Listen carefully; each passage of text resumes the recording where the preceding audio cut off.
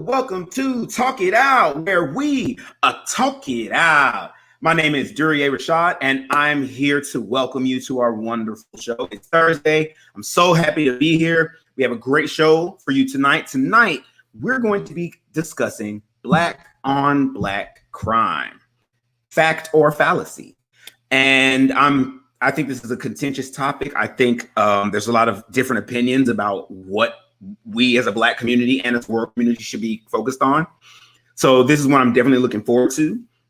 So before we get into the show, just to remind you, if this is your first time with us at Talk It Out, this is a show where people of opposing views get together and have a healthy, productive dialogue in a respectful way.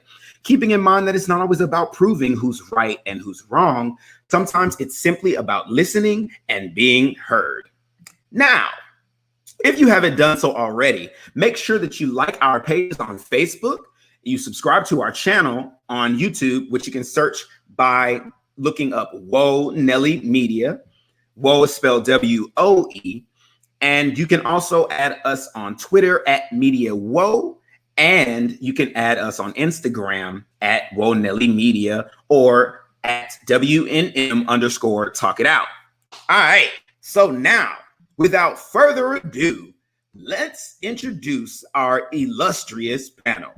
First, returning panelist, always bringing the facts, always ready to go. It's Miss Mo. How you doing? What's up, dude? How you doing, man? Doing well. I'm doing well. What's going on with you this week? As the old folks say, I'm yet holding on, man. All right. I know it's been a tough week. Okay. Yeah. A little bit about Mo. Mo is a critical thinker that's too conservative to be a liberal and too liberal to be a conservative. And you can check out their social media at Mo Smith Pro, and donations are always welcome at Cash App, $Mo Smith Pro.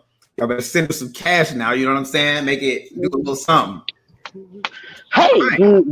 Next, we have returning panelist, another Spitfire from the South, Mr. Tristan Daniels. Oh, hey. How you doing, Tristan? I'm well, sir. How are you? I'm wonderful. Tristan is a whiskey lover, a music connoisseur, which I can attest to, and a Southern gentleman and Netflix enthusiast. How you doing? What's been going on with you? Everything's good. Life is good. Just want to remind everybody to make sure you vote. It's very important.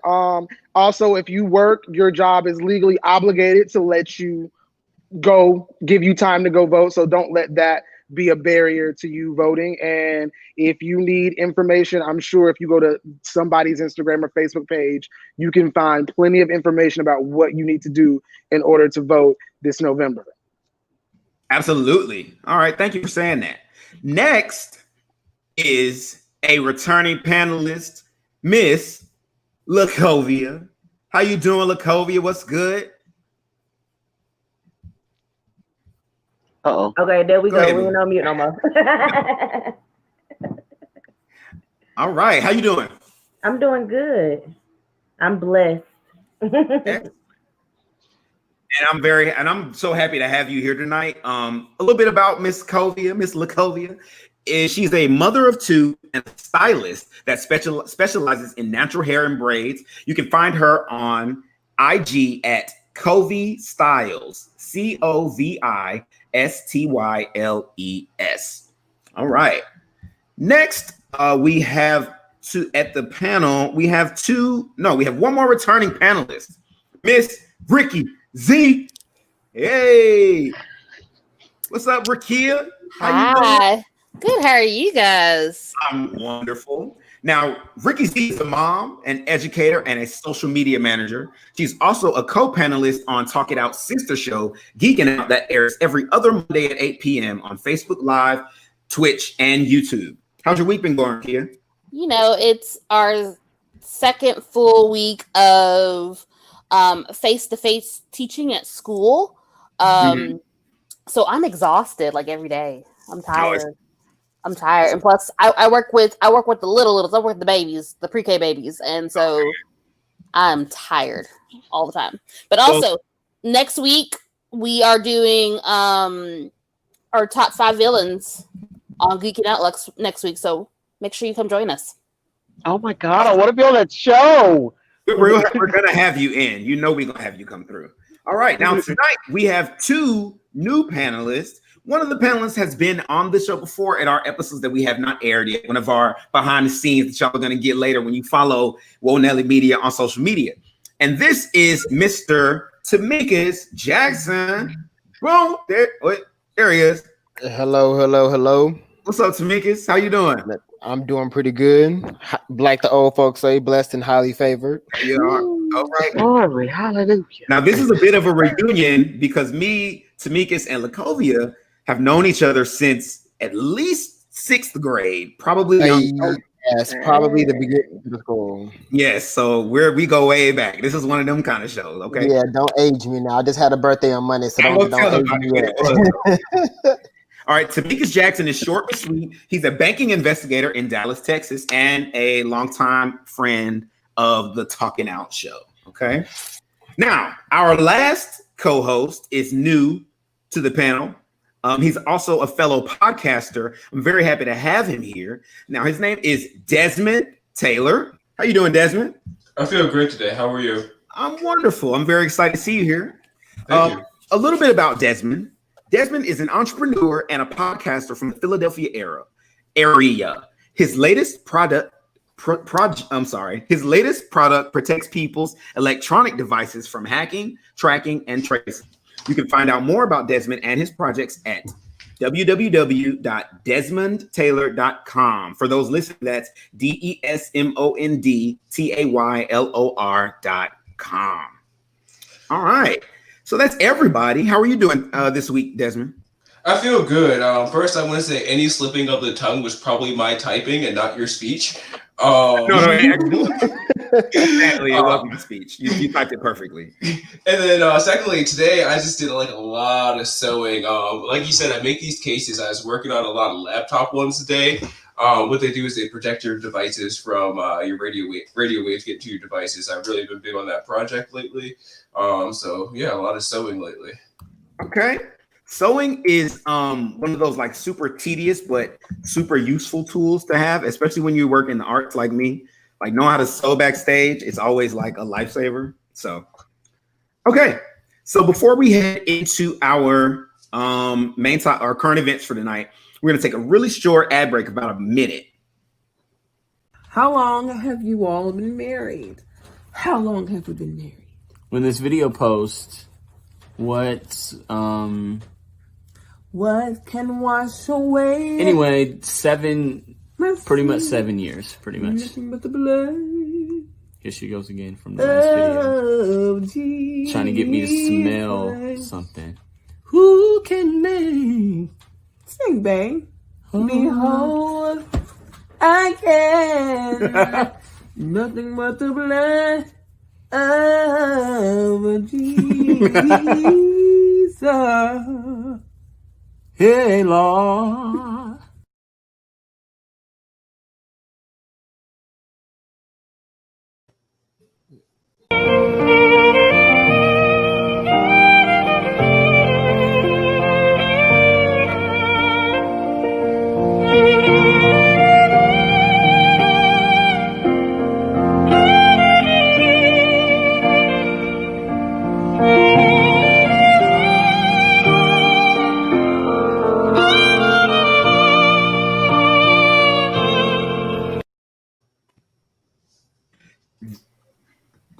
That was the Mompreneur Plug. The first ad was from the Mompreneur Plug. She is a lifestyle and comedian who's a Facebook content creator. We love her and her husband. They do amazing work. Please go add her to and subscribe to her YouTube channel, which is the Mompreneur Plug. Nothing but the blood of Jesus. Yeah. Right. Hallelujah. Now, that second video you saw was I was literally out shopping today. And I walk across this family who's living out of a, what do they call those? It's not an RV, it's smaller, but that's what they're living out of. A camper? Even smaller, but it was more like a van that had a little space in the back, you know? And it was him and his wife, and you know, she was standing there with him, and he was playing his ass off on that thing. He played like 4 or 5 songs, and I was like, you know what? So I gave him some money. Because to me, when you see somebody homeless or down and out, We don't know why people look at homeless people so negatively. So he was working though, you know, maybe his situation or whatever is stopping him from getting the kind of work he needs. So I'm going to post that video on my Facebook. Please like it and share it. It's got his Cash App connected to it. Please like it and share it. And maybe we can get some attention on him and his family. And maybe he can get some money, some funds to get him a better situation. But I always like when people, you know, handouts are great, but also working for your new life is also wonderful as well. So I just want to put that out. All right.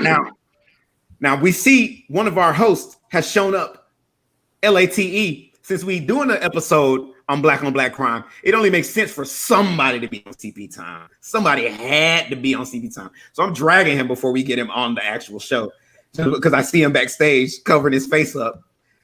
Mr. Joe Jones. Hey!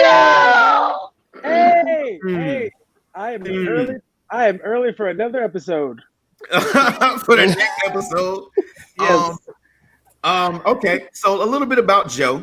Joe is a social media professional, UNC and Duke graduate, a father, a husband, and definitely not the leader of an underground terrorist organization. No.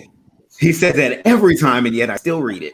All right, let's get into some current events, y'all. First of all, I want to talk about the thing that I feel like is on everybody's mind. I want to talk about Breonna Taylor. So this has been very difficult for me to actually process. I personally still don't know how I feel about it. I know it's not positive, but I don't know what the emotion is. I haven't categorized it or felt it previously. So I don't really know how to discuss it. But I will say this. It's sad that it wasn't unexpected. I think was the worst part about it all, was that when I read the headlines that for anyone who has been following, yesterday it was announced that none of the officers were going to be charged in her murder directly. The only charge was basically like a basic endangerment charge, wanted endangerment by one of the officers. And when I read the headline, I literally had no response. It was just like, oh. So I want us to talk about it as a community because and I think another part of it was and this is horrible, but I keep waiting for our allies to say we'll do something, because I think the biggest difference between what we've been seeing in the last few months and what we've seen like the last century is allyship. We haven't had supportive allies. So I want to see what our allies do, because I had someone recently tell me racism isn't a black problem that black people need to fix. White people created racism and benefited off of it, so it's their problem to fix amongst their community. Y'all can believe however you want to say, we can discuss that, but I want to know how people feel about everything I just said. Anyone can go. It's not going to stop.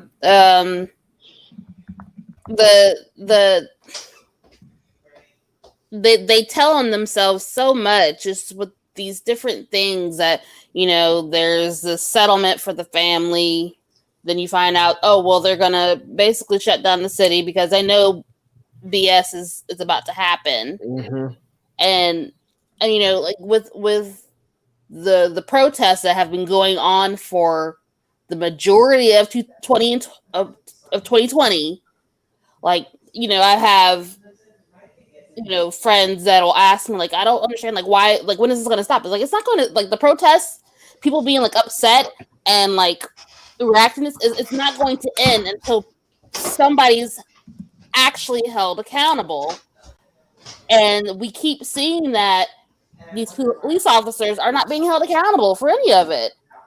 And so until we start seeing those things, like we were like, and honestly, even then, like I doubt people are going to really stop, because there's so much more to unpack here. But like, until we see some real justice, this is going to be what's going to happen from now on, because it keeps happening. And, you know, we have more people able to see what's going on in the world because of, you know, we have social media and everyone has smartphones and able to record everything. Like, it's not going to stop because the problem is still happening. It's going to, and if it continues to happen, the protest, the unrest is not going to end.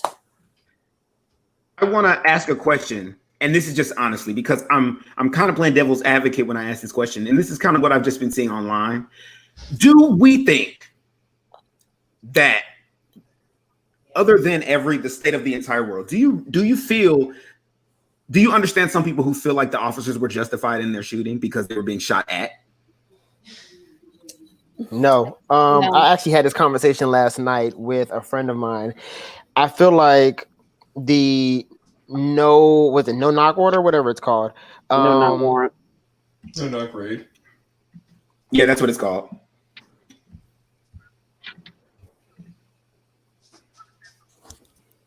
What's up? Oh, he lost him. We lost him. Oh, okay.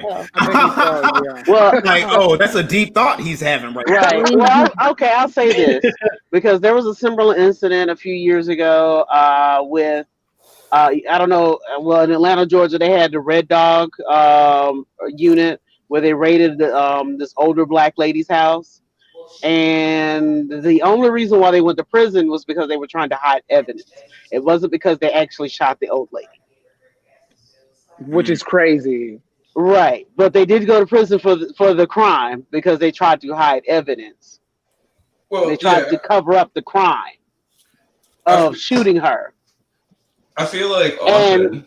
I'm sorry to interrupt you. Go ahead, Mo. Oh, okay. But my point was going to say is that if we don't start from a grassroots level, we've already established that there is a awareness of the issue.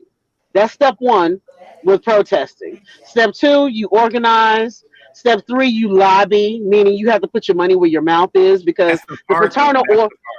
Yeah, because the fraternal order of the police, they've already done that. They've been doing that for decades. That's why they have things set in stone, such as qualified immunity, where they don't have to worry about getting sued or getting charged if they do anything as far as killing us in cold blood.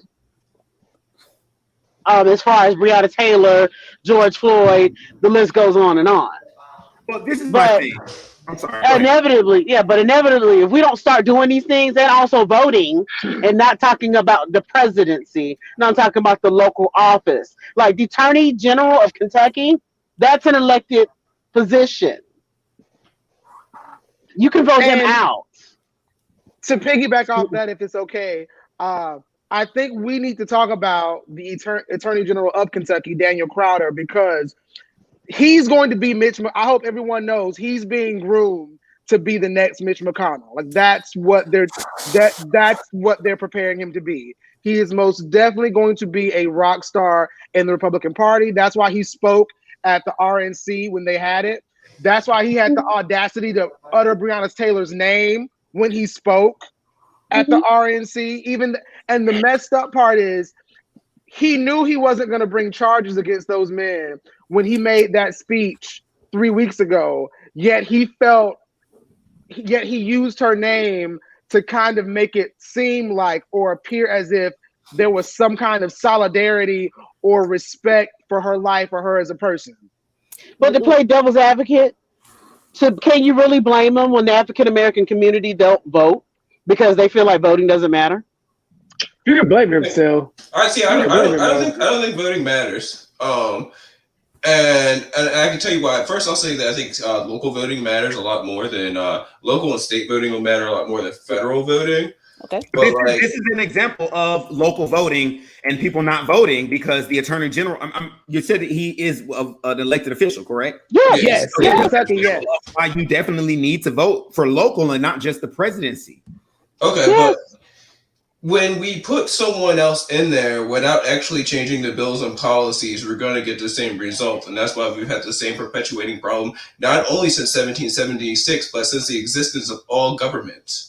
Yes. So what we're talking about, like we could talk about the easy surface issues, but we have to talk about how humanity lives if we want to save any lives. We're living off of paper cotton in our pocket, holding us back from resources that keep us, who are animals, to actually live. And we're talking about things that are shown in our faces. So here's what I'll say about Breonna. Here's what I'll say about Breonna Taylor. Of course, the situation is sad, but what I'll also say is that none of us here on this panel can name 20 other of all the other victims this year. We know what's shown to us. We know what's shown to our face. We do care to an extent, but we care when our mother dies, when our sister dies, when other people, like when we really love people and they die. A lot of this is algorithms that are shoved to us. I'm not saying that these people don't matter, but like we really can't think of other people. We don't read the obituaries. It doesn't come to us. So I think like these issues are very surface level when we just talk about just this one situation and not the bills and policies and how the world is established. But I disagree to a certain extent, though, because in those other situations that are certain tragedies, yes, they're tragic, but at the same time, there's a level of outrage with these issues because there's no sense of justice with the Breonna Taylors, with the George Floyds, with the Trayvon Martins and such. When Pookie gets shoot somebody, yes, it's a tragedy, but Pookie gets locked up within 2 weeks. Pookie goes to trial, and Pookie goes to prison. Hold on, you're talking about black on black crime, and I'm talking early, about. I'm talking about it early, so I'm talking about all the police misconduct killings. So not necessarily Pookie. I'm talking about the maybe 400 to 500 people that die per year by police. We only know about 10 of those names, and generally that's 2020 election season, 2016 election season, 2014 election season. Generally, that's when we know the most information about these people. In other words, we cannot name them as stories. There's just as much injustice, starting at the grab of the wrist of a young black man or anyone of any color to the forcing of an ID, but we don't talk about that, which are some of the true systemic issues of police brutality and police misconduct. It starts early when people don't speak about it. So again, it starts. But again, it starts again though. But hold on, it starts again because people are not holding the police as well as the elected officials accountable because those statistics are not readily available because we're not forcing them to keep those numbers. So that's why those algorithms are not readily available. Listen. When we're passionate, but everybody at once. So when people get their points, later people get their points across, because I'm going to let you get your space to speak, Mo, but I'm just trying to get everybody not to talk over each other. We're going to get heated in this topic just because we feel like, I personally think there is blame on all sides personally, and we have to figure out what part of it is ours so that we can distinguish that from a part that is not ours. So Mo, can you say what you were just trying to say again, please? What I said is that we're still a level of accountability within us because we're not holding our elected officials accountable in order to maintain those statistics in order for that to become public. The reason why you don't hear that on the local media is because those statistics are not kept. Those are estimations that you're giving. Joe wanted to say something. I think we're talking in real big terms. That was my take, right? Like I think you spoke, Desmond, to the idea that no one is talking about, which is big. It's a lot. We hear that a lot often in a modern social media world, right? Nobody's talking about this when there are people talking about it. No one is addressing this when there are people addressing it. And so I think my initial take was that I think you are calling for, or it sounds like I'm hearing you say you're calling for an alternative look at the situation we're in that's not just being driven by the high profile cases. And I align with that. Like I'm actually far more concerned about the normalized police propensity toward violence against African Americans than I am actually worried about the number of people they're killing. There actually is a higher preponderance of violence used toward Black people in an escalation scenario than there are people who are getting killed. But people can't hear, for the most part, that and react as deeply as they do when they see an actual death take place. So I'm present with you in that conversation. I think you're also touching on like money and real. Like there's a lot of deep things that I think you're touching on. I think the concept that you're broaching feels like it felt like it was oppositional, and I think for most people who see this, the Breonna Taylors, the Ahmaud Arbery, like for all of these moments to be things that get attention, we're just looking for inroads, endpoints. It's not that we're actually only willing to pay attention in those moments. It's that no one was listening, or the number of people who were listening prior to that is really low. And so these serve as opportunities for us to get people to think about criminal justice reform on the whole, when we can only get people to talk about cops right now. Like we're trying to find ingress. All right, really quick. I want to. Sorry if did I just cut somebody off? No, you're good. Go ahead. I want to respond to one of the comments that we have in the comments. So essentially, it's from Yoshio. For those listening, it says, "I'm a mail carrier. I deliver to the rich business owners. There have been so many absentee ballots in their mail. Not once have I heard of other carriers in the Black neighborhoods. Have they seen absentee ballots?" And I think she's saying that, correct me wrong, saying that to say that it's not just Black people not voting. Is that, I hope that's what you're trying to, that's what I took from it. And with that, I just want to say, like, I think lack of voting is not a one demographic issue. I think a lot of people feel like their votes matter. I feel like, before I lost my right to vote, I literally sat in front of the poll place debating on who I was going to vote for between Hillary and Trump. And literally I couldn't bring myself to vote for either one. So I just left. And I know that's horrible. That's horrible. But I literally couldn't bring myself to vote for either one. Y'all are shaking your head. Why y'all shaking your head? Don't give him the eye. Don't give him the eye. I agree with you. Because honestly, you dragged yourself, bro, so it's fine. No, here's the thing, though. Here's why I agree with you. Like, what is going to happen differently because one or the other? Like, whether Biden or Trump becomes president, we're still going to be stuck in the same situations. In some ways. Wait, go ahead, Tristan. Well, I want to piggyback off of something that was said earlier, because I think it's important when you guys were talking about the cases that we see versus the ones that we don't see. I think the reason why people get so passionate about a Breonna Taylor or an Ahmaud Arbery isn't just because of those people. It's, we know someone personally that has been affected by police violence. So when you see Breonna Taylor, it's not just Breonna Taylor. It's when your cousin got yoked up by the cops when you were 18, 19, 20. It's all of that being personified by that one person. So I think that's why there's always so much passion behind those cases, because for us, they're the poster child, essentially. They're the poster child for all of those things that you felt that you haven't been able to vocalize or express or even kind of get people to pay attention to. The flip side of that about voting and the difference between what's going to change if we elect Biden. Listen, Roe versus Wade is a real thing. And if you think that it can't be overturned, it can. And none of us are young enough to remember in the 40s and 50s when women were using coat hangers to give themselves abortions and were dying in alleys. And I'm not trying to be vulgar, but that's legit. That's what was happening. And think about what would happen today with YouTube and the internet and women going online to find ways to perform their own abortions at home. Do you think if we outlaw abortion is going to stop? No, it's not. That's not going to stop women from, if someone doesn't want to be pregnant, they're not going to be pregnant. So do we want to take away the right of a woman to do that in a safe way, in a way that she won't be hurt, in a way that she can, if she needs to deal with some stuff psychologically, she can get that help? Or do we want to vote for Trump and allow women not to be able to dictate what they want to happen with their own bodies? Because that's literally, for me, that's what's at stake. But when we speak of these things, we speak as if they're guaranteed.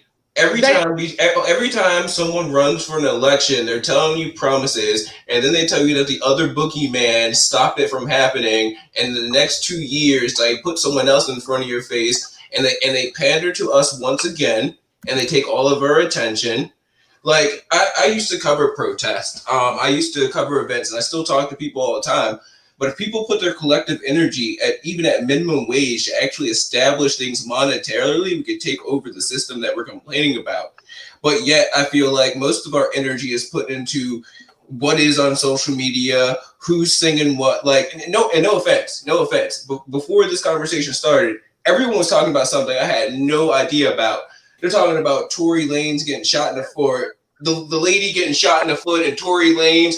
But those are the people that are stealing her money. The war that is on is a monetary war. It has nothing to do with race. It is a monetary war. That could be the case, but I think it is very important. I think it's very important to note that again, that's a big narrative. But Tory Lane and Megan Thee Stallion they're going to be millionaires, right? Kanye's a billionaire now.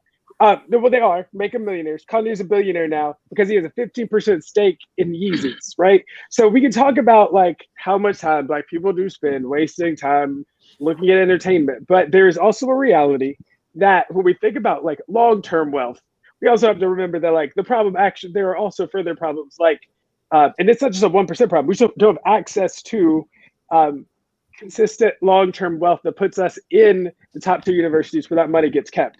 I'm not even saying that's not that we are wasting time. I don't necessarily think it's as big a deal, but I do think you're talking like there are no tendencies for us to drift in a different way. And like we are living in a generation where it used to be illegal to be gay.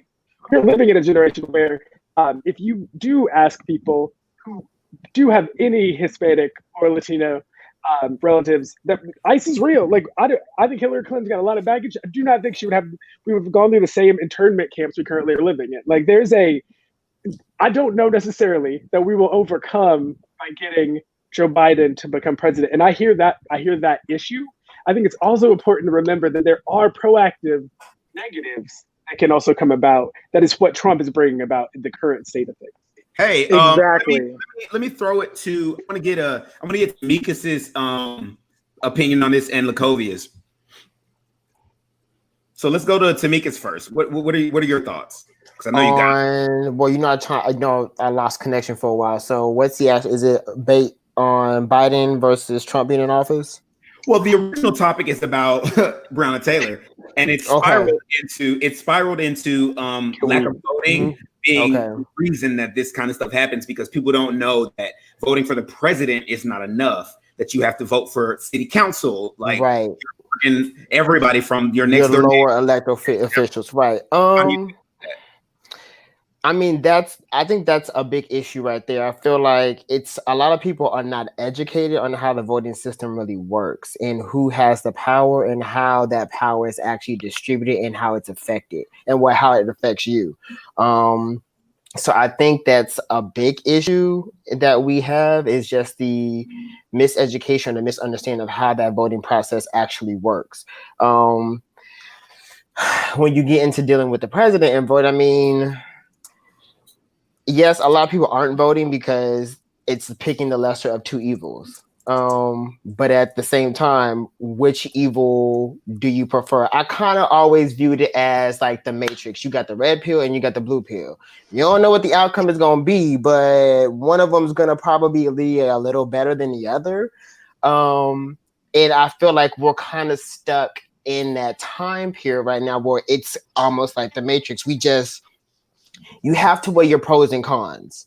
And a lot of people are not voting for that very reason, because they don't feel like there's going to be a better outcome on either end. But which one is going to provide you the best outcome at the end?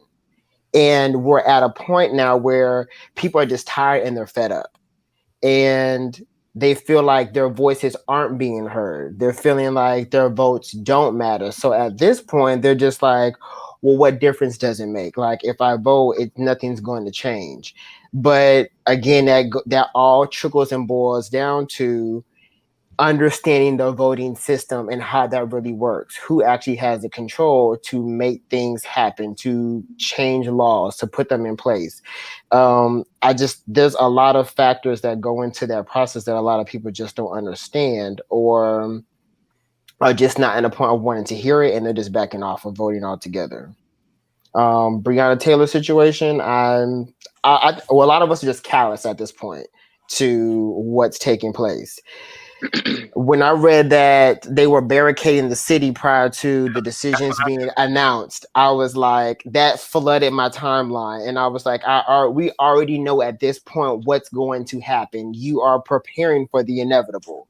There should have been no reason to put up barricades if you felt like there was going to be a positive outcome. So once I saw that, I already knew what was coming, and I felt I was callous. to the point now where I expect to hear these things. That kind of stuff. I wake up knowing that I'm probably going to hear about another Black individual being harassed or yet killed by the hands of a white officer and they're unarmed. So a little backstory, I went to school with Trayvon's cousin.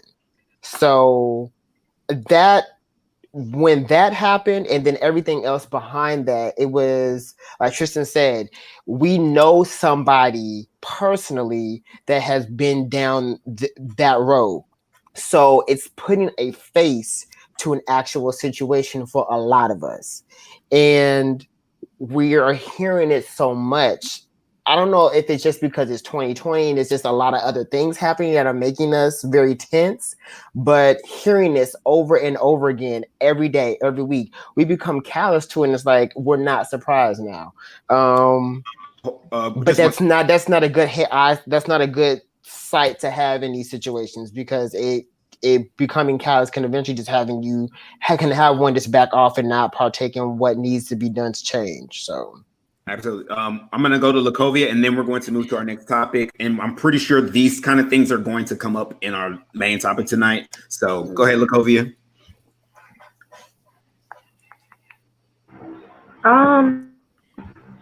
Everything everybody's saying, I agree. Like, at this point, it's kind of like I'm not surprised by anything. It's just kind of sad, but I mean, it's every week. It's every week, like you saying. Every week is something new. So it's kind of like, okay, what's next? And I don't think it's just 2020, because this has been happening. So it's just kind of like, when is it gonna get better? Because you think, my grandmother's still alive, my grandfather, and it's like, I asked them questions like, y'all gonna go protest, and they was like, no. For what? So, my grandmother, 81 years old, ain't nothing changed but the year. and the media has progressed. That's different to me. So, I'm just all kind of numb to it. It's a little depressing to watch. Say that. Very, very depressing. It's just like, it's just kind of like, what can we do to change it? Because the other options don't do nothing. We can vote all day, but to me, I feel like even if we can vote all day, but to me, it's money and it's politics at the end of the day. So us people down here don't really. That's matter. a horrible way to feel like your country, and it's crazy because when I was in jail recently, look, I told this dude that I was very patriotic, and I still consider myself extremely patriotic because I love my country and all the opportunities that being an American has brought me, especially a Black American. Like, we're the shit. Like, we are the cause of everything popular that anyone ever has liked ever. So to me, and I'm so proud of my heritage as a Black man, and I'm Black. I'm not African or whatever. I'm Black because we're displaced people. But I feel like it sucks to feel so proud of my country to where I was, I enlisted. Everybody in my family has been in the military, like, and then to kind of wake up one day and be like, oh, but I feel like y'all don't give a shit about me. That is a horrible way to feel. And I'm not gonna say everybody feels that way. I'm just gonna say that, like, that's what I'm sure a lot of people feel. It's like, I feel like the government doesn't care about me. And wait. No, hold that thought till we get. I just want my little last, and we're going to the next topic because I ain't gonna really say I wanted to feel yet. I was letting y'all talk. So whatever. But I see you, Desmond. I'm gonna go back to you. But essentially, for me, in arguing this kind of stuff down with someone else who's like, I don't see why you're patriotic, and arguing and then getting out and then watching the news, I was like, oh, that's what they were saying, because I didn't feel that way, but when I met someone who felt that way, I would argue them as to, why do you feel that way? There's no reason you should feel that way. And then now I get it.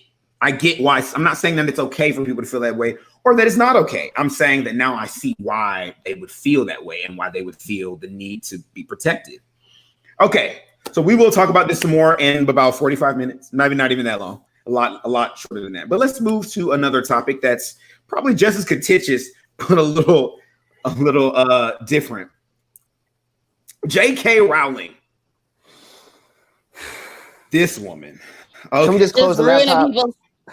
Can we just close the laptop? Can we just close Just that ruin up? your childhood. Good night. Y'all see y'all later. Bye. That part. I'm done. Exit. Okay. Sick of her. I'm done with her.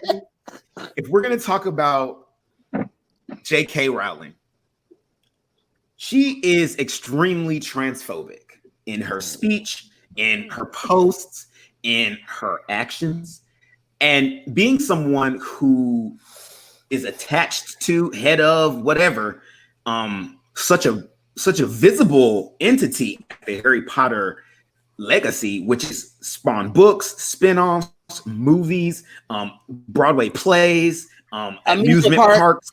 They're coming out with video games. All of her stuff is targeted to children for the most part. Like us big kids like it, but we got into it when we were kids. We're younger. Mm-hmm. We were younger. Her material is targeting children. So who do you think is listening to her rhetoric?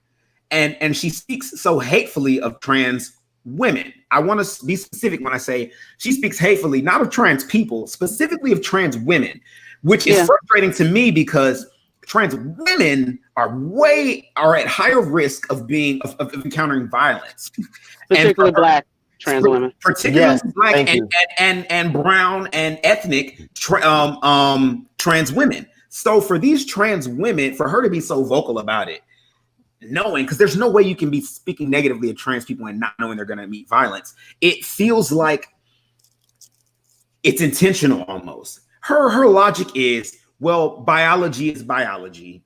And I get it. You know, I get why she's saying what she's saying. My point is, it doesn't have to be so vocal, because whether the person decides to, whether a person identifies with whatever gender, that has nothing to do with your business. It has nothing to do with your business. Like if you were in the business of if you were in the medical profession, sure. But it has nothing to do with your business. Why do you feel like you need to go on this smear campaign? Because what happens to a little child who identifies as trans or gay or any of this stuff? But I'm going to open it up to the panel and see how does anyone need clarity on what we're talking about? Yeah, she's considered herself a TERF. So that's a level of feminism that it feels that trans women should be excluded from the level of feminism that they believe in. Go ahead, Tristan. This is a question. This is a serious question. Let Mo finish. No, I was done. Go ahead. Okay, my bad. I'm asking a serious question because I know some things, but I don't know some things. Does she personally? I've seen people call her a TERF. I've seen people use that to refer to her, but does she personally take that designation on? Does that make sense? It does. It makes perfect sense. I don't know the answer to that. Do you know the answer to that? She has I don't think she's personally, so I haven't seen any articles saying that she's personally stating that. However, she subscribes to that stuff. But she subscribes to the teachings of it, and as well as this whole thing blew up because a self-prescribed TERF was actually fired from a university, and she actually came up to her defense.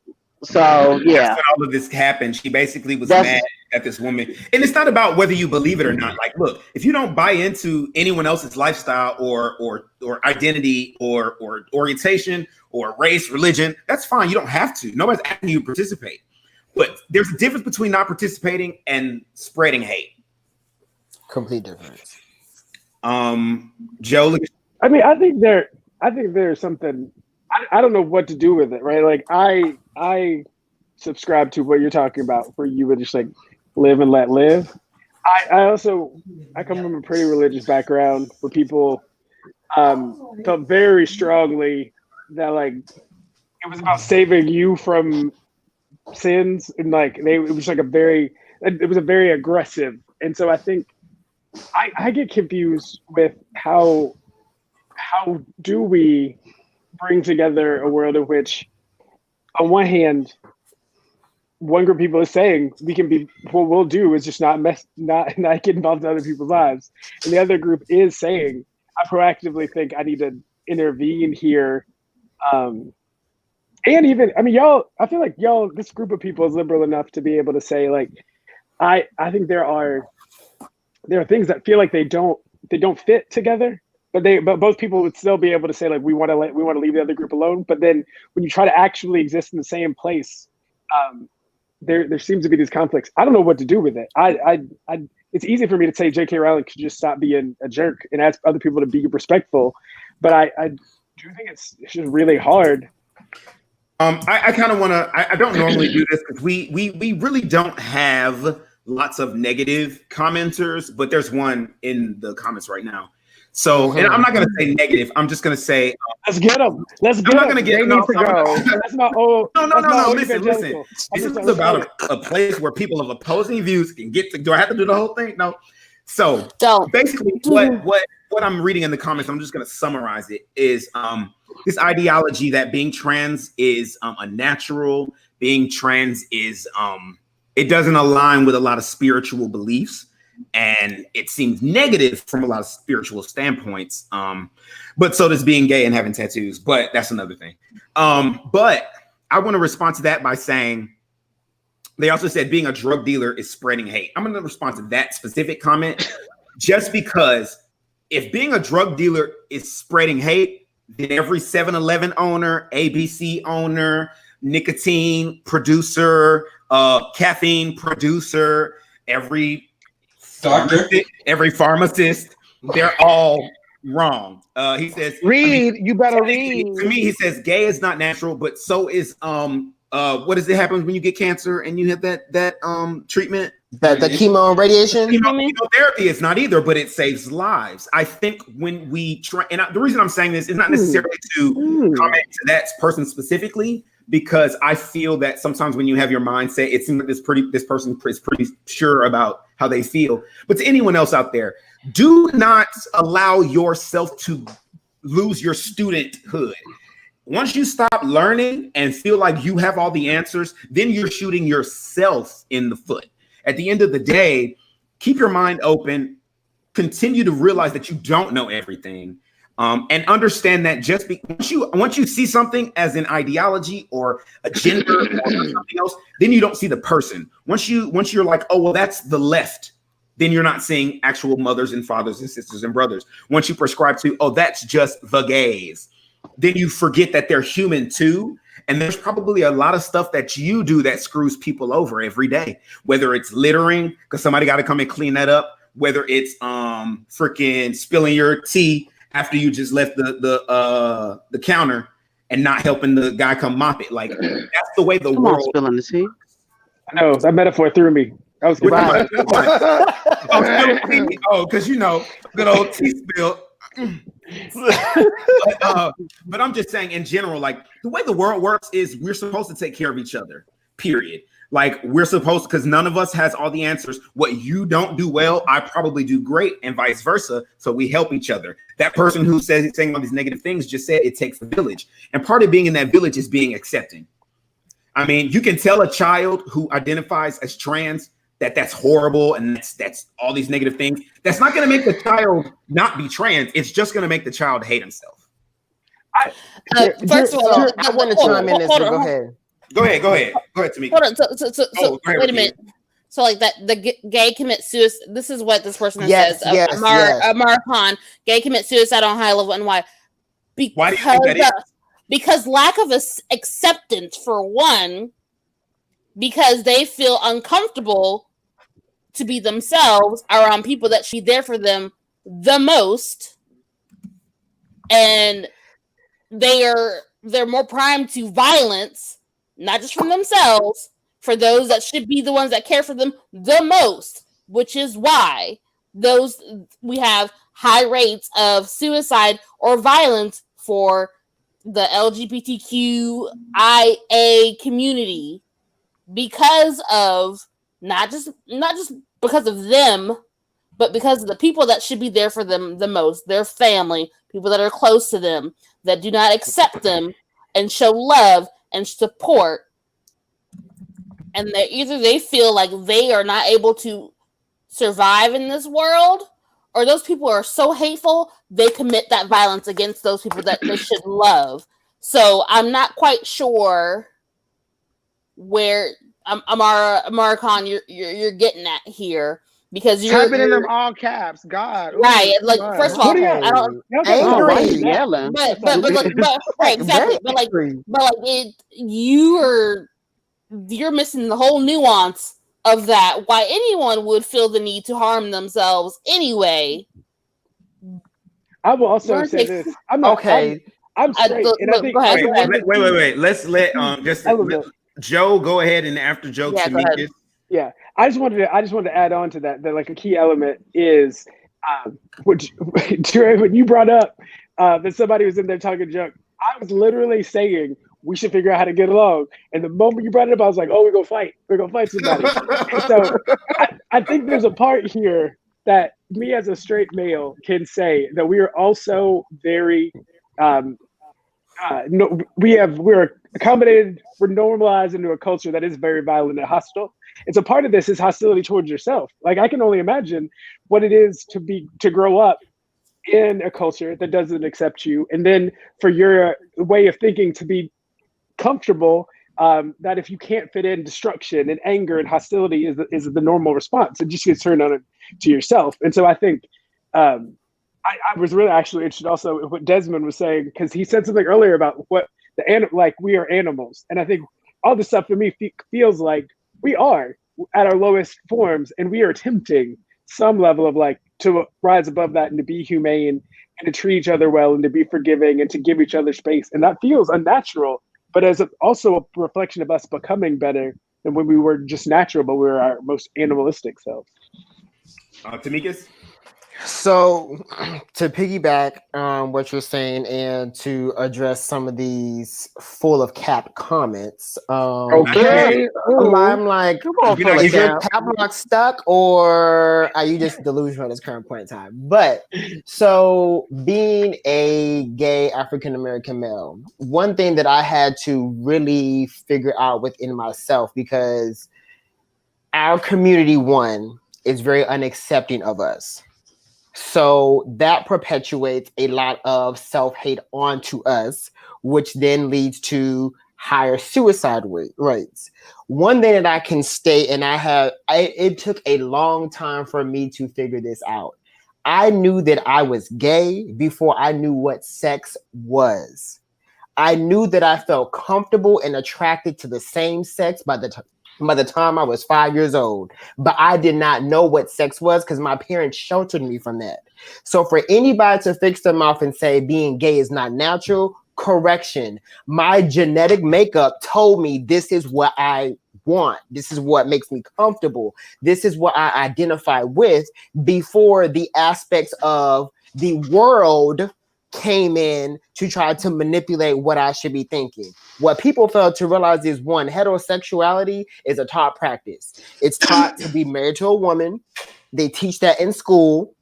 They teach it in church. It's flooded on social media. It's flooded on TV. Before social media became back up, I grew up in Germany, majority of my life. And all of that I saw had nothing to do with social media. It was basically one station, AFN, and the German network, and nothing really on those programs I could relate to or identify with. So the world taught me what I should be versus what I knew within myself I was supposed to be. So for me to be 5 years old and identifying with something, confused, but identifying with something I knew made me comfortable, and not knowing what sex was, you can't tell me that it was a choice that I made or it's not natural. God didn't want me to be this way. If God didn't want me to be this way, then clearly at some point in time, this would have changed. A lot of gays try to pray gay away. Oh. We leave it at the altar. We this, that, and the third. So if it wasn't something that God wanted for us as an individual, mind you, as an individual, not everybody outside the world. What I do behind my closed doors has nothing to do with you. So me as an individual, this is what God wanted for me. Why does it bother you?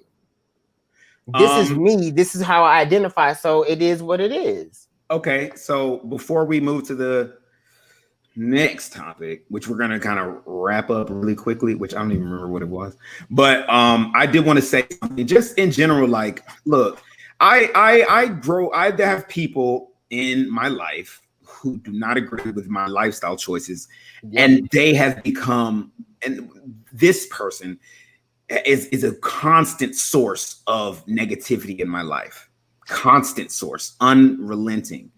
And it's taken me a long time as an adult to separate my thoughts from theirs, meaning words that they would say to me would make me insecure. And I'll take my blame in accepting those words. However, when you have someone in your life who is part of a marginalized group, people don't like the word oppressed, so I'll say marginalized, whether it be female, whether it be gay, trans, identity, whatever it is, take a little time to listen to them instead of telling them things, because they're getting told everywhere. When I say everywhere, they turn on the TV, the internet, everything is telling them something.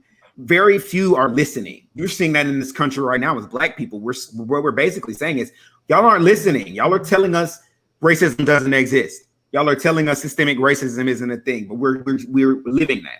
So try to be helpful, comforting, and just an open ear. Doesn't mean you have to listen or even subscribe to their level of thinking, but just to be that ear could save somebody's actual life, because you might be the only person. And I see you, I can't, American.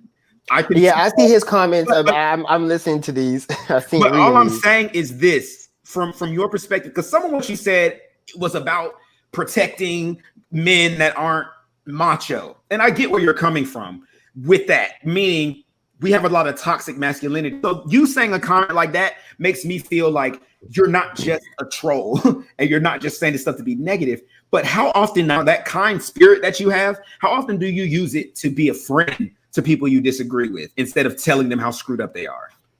Anyway, so we're going to move to the next one. Only because of time, y'all, because we will sit here. You're good. We'll move to the next one. All right. So Please. let me find what we said we was going to talk about. What was the last thing we supposed to talk about in this junk? Diversity training. Oh, yeah. Trump done decided that we're not going to have diversity training in government facilities, government institutions, because government training is racist. I'm sorry, not government training. Anti-racist training is racist. Anti-sexism training is sexist, according to Trump.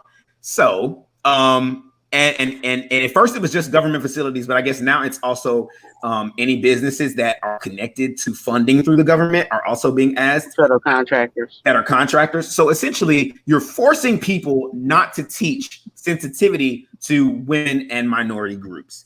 How do we feel about that? Quickly, though, because we're going to wrap this one up in like 5 minutes.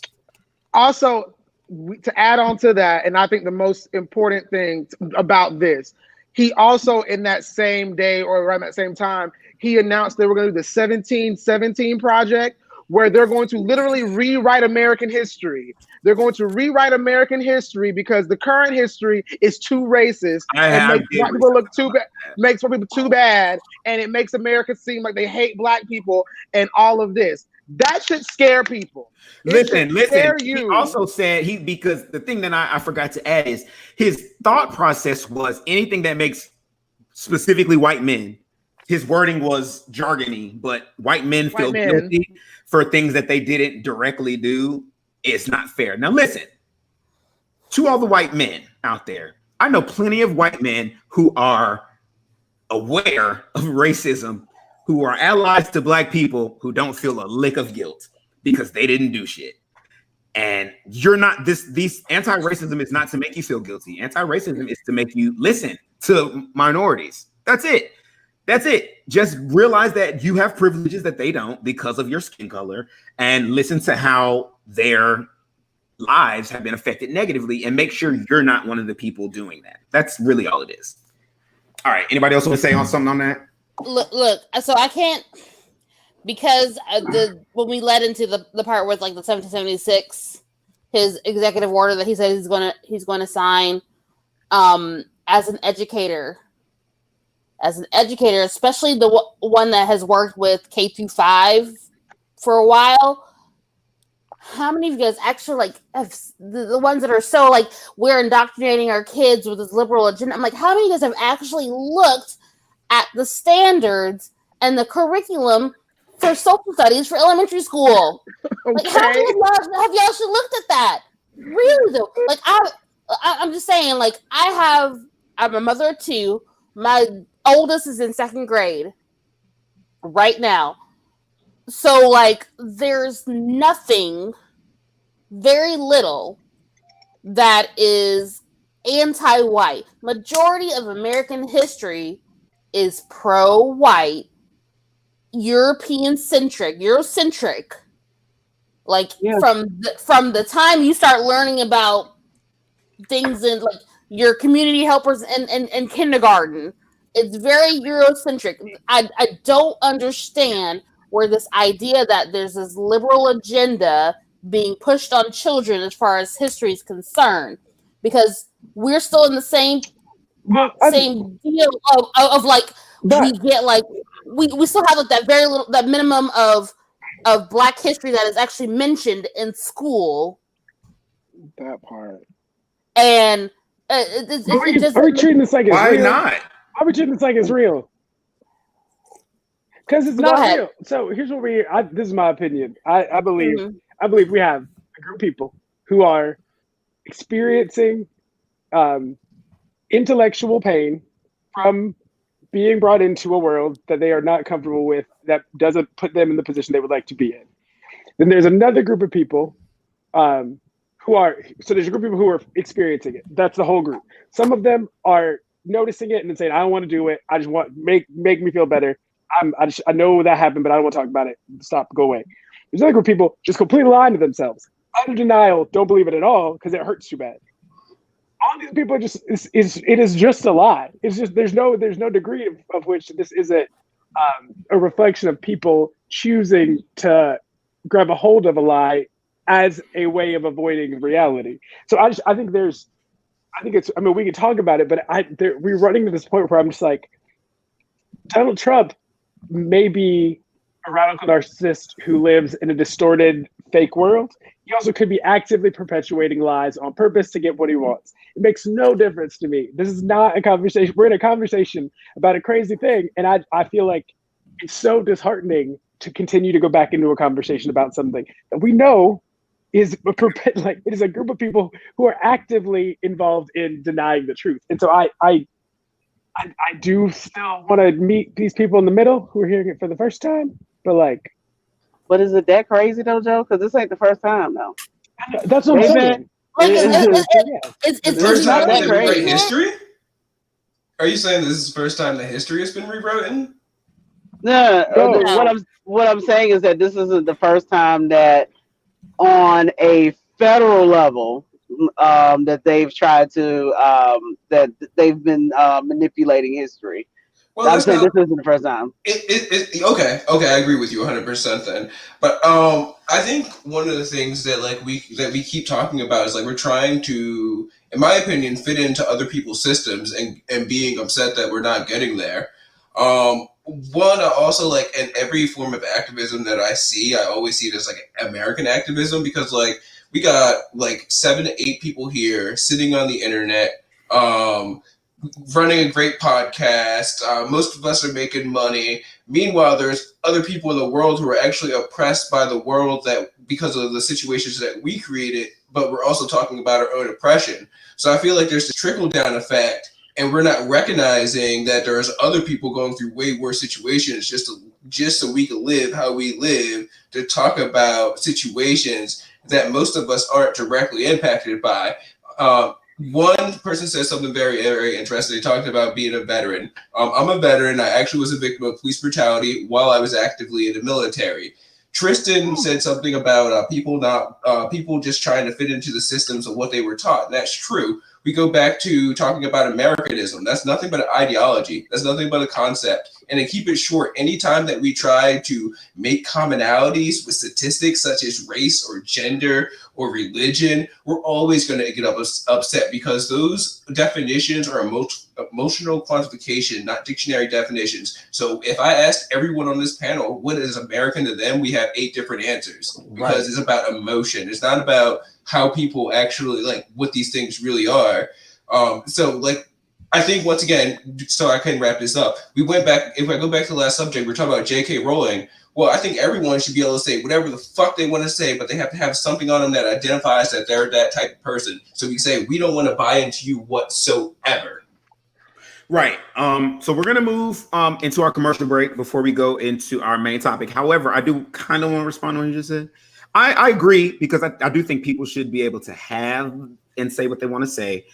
My issue with J.K. Rowling is that it's hate speech, and I feel like the where you should tread lightly is speech that actively incites violence. And I think what we're seeing a lot of is people in power who know that they're speaking hate speak, aka speech that incites violence, but they're doing it on this thin line to where they can say, "Oh, I didn't say it." They're throwing the rock and hiding their hands. Like J.K. Rowling and Trump are great examples of, like Trump, that speech he gave where somebody yelled, "Shoot the immigrants," and he, gave his little faces. And then the next day there was a man who went into a mall and shot a bunch of people. And his motive was, "I want to kill as many Mexicans as I could." So my point is, you should be accountable for not saying that. I think the First Amendment goes to that limit. Like once it's inciting violence and it can be proven, then you need to stop. Okay. So we're going to go for a quick 1-minute commercial break. And after that, we will come back for our topic of Black on Black crime, fact or fallacy. Ooh.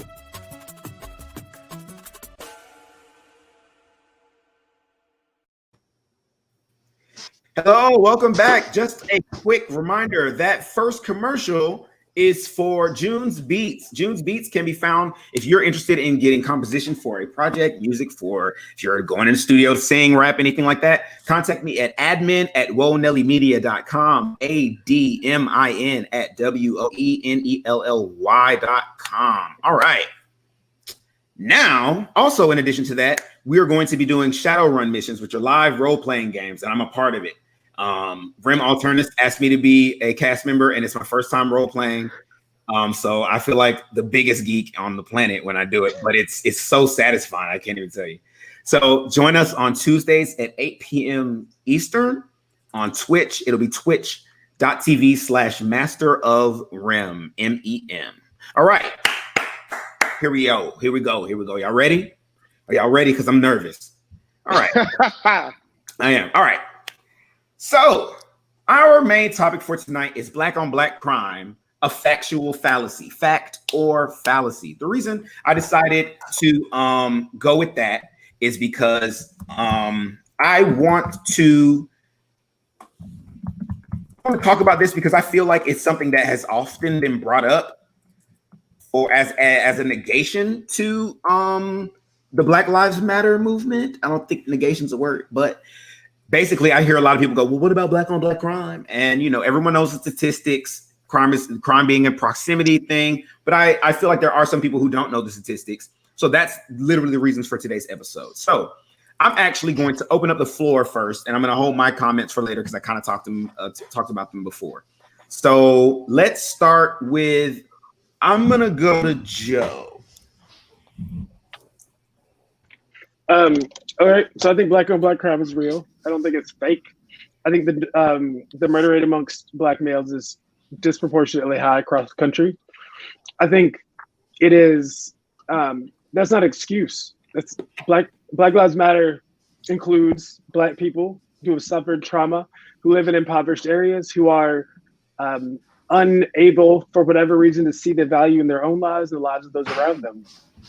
I also think we have a police brutality problem that is also a reality in America, and that we should also be concerned about white Americans who have an inability to see the value of black Americans' lives, regardless of the community they live in or the color of their own skin. So I see no contradiction. I see a problem that is two-sided, and that anyone with a commitment to making the world a better place having an opportunity to hop in on both. Okay. Question to the group. Just a quick go around. Do you feel, it's a two-part question. Do you feel like black on black crime is an issue worth coining a phrase, with a coined phrase? And if it is an issue, how do you think it should be best addressed? I'm gonna go from Rakia. We're gonna go around in a circle. So end it. It's a diversion. It's a tactic. Much like the idea of like the welfare queen, just the things that people just throw out there and say, but don't really have any like something they heard and they feel like it's justified. But like we know that interracial violence is high among at least the two main groups that you want to talk about: white on white, black on black. Any group, interracial violence is high, but we like to use not saying we, but black on black likes to be used to justify any type of response or actions taken against the black community. Because we know that, so-and-so in your white neighborhood or in your white, lower class neighborhood is probably going to do just about the same thing as anybody else in the black neighborhood. So let's be real about that. Like it's not like I'm not saying it's not legitimate. It's not it should not be like a big factor in this. It should not hold as much weight as it does, as it appears it does. Okay, Mo. Black on black crime doesn't exist. It's called proximity crime, because majority of crime, particularly murder, robbery, happens within proximity of where you live. And that's due to the fact that, unfortunately, statistically, we're more segregated now than we were 50 years ago.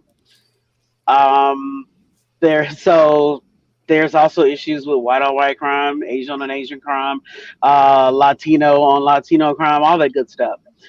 I think the issue with the African American community, in particular, is that there is a disparity with poverty that does need to be addressed.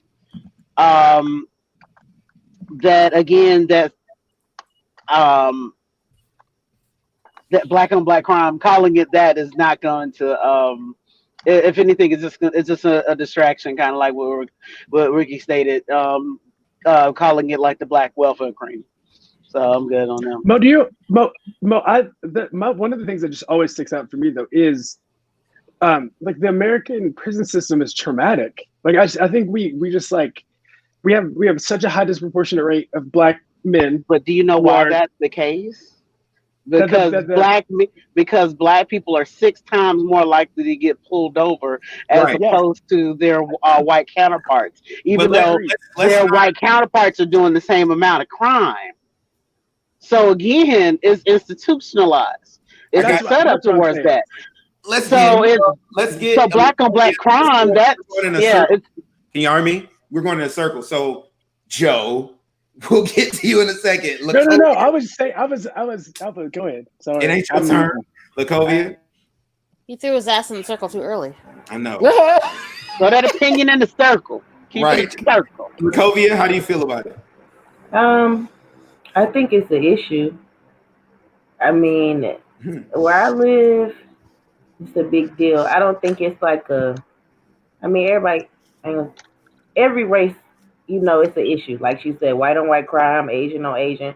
But I think in certain communities, it's a higher black on black, or like she said, just depends on where you live, your situation. And then I still kind of think a lot of black people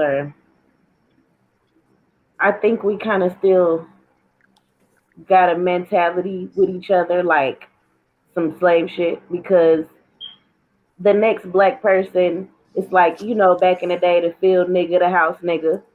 So now it's still instilled in us. But we kind of are jealous of the next person. So we likely to make sure they don't come up before us. Then, it is with another race. You get what I'm saying? I do. Desmond. First I'll say, like, there's the crimes of proximity, what we know to be true, but if you look at those areas of crimes of proximity when it comes to black on black crime, those are the same areas where police brutality is high. This is once again, this is a war on wealth. Poor areas get different treatment by the police than rich areas. Even all of us walking as crooked as we wanted to look in Hollywood, the police would not interact with us this way that they would in Philadelphia, where I live, because the training is different, because the wealth is higher out there. When I lived out in the suburbs, the wealth was higher out there. Even though I was 1 or 2 black people, I never got brutalized and beat up. That happened to me in an area where there are more black people, because that's how it happens. So the proximity thing is real, but it reaches across multiple stats, and we don't get to see that because someone corrected me earlier, I believe it was Miss Mo, saying that we don't get to see those numbers because we're not holding people accountable to those numbers, but we don't have a way to actually generate those numbers. But I also just want to say really quickly, like, I feel like when people use even the word like black and white, how I said earlier with like emotional terms, is very relative, because there's been groups that I'm not black or cool enough, but that I'm black enough for police brutality. So a lot of times when people say like black or white, they're talking about how they feel in a cultural sense. Because the guy talking right now, no one ever would believe that I was a victim of police brutality, but I was. I spent 50 days in the military while I was actively in the military because a judge's son decided to slap a phone out of my hand in the sidewalk. So, but when someone else would say black, like someone actually earlier said something about the police and they said white, as if all cops are white. They said, I believe they said a white officer killing a black person. Well, often there's a Chinese or a black cop standing right next to that cop because they come from the proximity of where the crime happens. So that means that there's going to be African American cops. So when Lacovia, if I said your name correctly, when you said one man hitting on the next man, that is that black police officer hitting on the black man because they're not living the same lifestyle in the same way. And one more thing about proximity. If you go out to the suburbs, they might not be battling over Jordans. And I know that was very prejudiced to say. They might not be battling over Jordans, but they're going to see who has the highest Christmas tree, who has the biggest reindeer, and they're just as broke. I'm not saying that one is more important than the other killer. I'm saying like proximity battles happen constantly across all kinds of statistics. Right. Joe? I do think you're right about that. I think we are talking in a literal circle. I think there's more agreement on this topic than I've heard in the entirety of this. My turn. This podcast. The thing I would add to that is you brought up a point I also really agree with, Desmond, which is it's a wealth war. But I think at the bottom of the socioeconomic totem pole of America, we have a scenario in which the things that people are fighting over are so fundamental that then the value of life or your loss of life becomes more difficult. And I think if you're battling over Christmas trees, there's a lot of like eggnog and Christmas presents to be had in your house to if that's your concern, to keep you high off of denying the choice that you've made to live still a wage slave life. But like there are things that you have to make use of that. And I think when we get closer to a group of people who have less money familially, as well as opportunity, you end up with more violence because the ability to numb the pain becomes far less. And so I don't think it's untrue. I just think it's harder for people in poor spaces. All right. And I am going to open it up after we do this, just so everybody at least gets to say something, because I know Joby running up. I'm just messing with you. I'm just messing with you all show because you was late. Tamika's? I mean, as I stated earlier before the show started, I do agree that, I mean, it's real, but it doesn't warrant a coin phrase at all. I just feel like, as Ricky said, and I've had this conversation with other people, it's a distraction tactic to veer off of the real subject. And I think we all, like as Joe was saying, I think we all have an agreement on this topic that it has a lot to do with, I mean, when it's real, but it has a lot to do with, you know, the community that you live in, your economical status, and just one thing that Lacovia said, which is something that I have always kind of perpetuated as well, is we as a culture do still have somewhat of a slave mentality to a lot of things at times, which we've been put against each other, and we still carry that mentality today in a lot of, especially in poor communities, trying to one up the next person. It's just, to what extent does that happen? Unfortunately, in a lot of poor neighborhoods, it results in crime, like trying to be better than the next person, wanting something that the next person has. So yes, I mean, again, I think it's real. It just doesn't warrant a coin phrase at all, because white on white crime is right behind ours, and everybody has their own interracial interaction. So before we go, actually, Tamika's, not Tamika's, Tristan, go ahead, and then I'll go say. I don't. Black on black crime is not real. Crime is real. Crime occurs. Crime happens. But black on black crime isn't a thing. Why don't we ever talk about white on white crime? Because white in America is the default. It's just crime. It's not white. We don't, most times, except with black people, we don't refer to white people as white. They're just people. It's the default. So I don't buy into, like, crime is crime. Crime is bad, whether it be between black people, white people, Hispanic people, interracial crime, intraracial crime. It's all bad. And specifically when it comes to Black Lives Matter, because I know Joe kind of touched on this a little bit, and I want to touch on it too. The reason why I don't think we talk about black on black crime in the context of Black Lives Matter is because first of all, no black person ever murdered somebody because they were black. They murdered a black person because they stole some drugs from them. They got in, but nobody, I don't know not one black person who killed another black person because they were black. Right. That has not happened. Absolutely. And then second of all, when a black person does commit a crime against another black person, they go to jail. They go to jail quickly, fast, in a hurry. I think with Black Lives Matter, we are specifically addressing people who have the power, police officers who have the upper hand and the power at the time when something happens to do something to someone and they can't defend themselves. They can't protect themselves. That's all. Okay. Do you believe in hate crimes? Hold on for 1 second. I don't get to go, Desmond. Man, I don't get to go. Okay, look, you don't know me. No, you don't get to go. You don't get to go tonight. It's hard for me to sit and let people talk. That's the most difficult. I don't know why I did this show. But anyway, so I do have a few things to say. But before I say that, I want to throw this comment back up. And for the people who are not watching, who will be listening, this is the incentive for you to actually be here so you can see some of the comments that are thrown up. But this is what I'm going to read.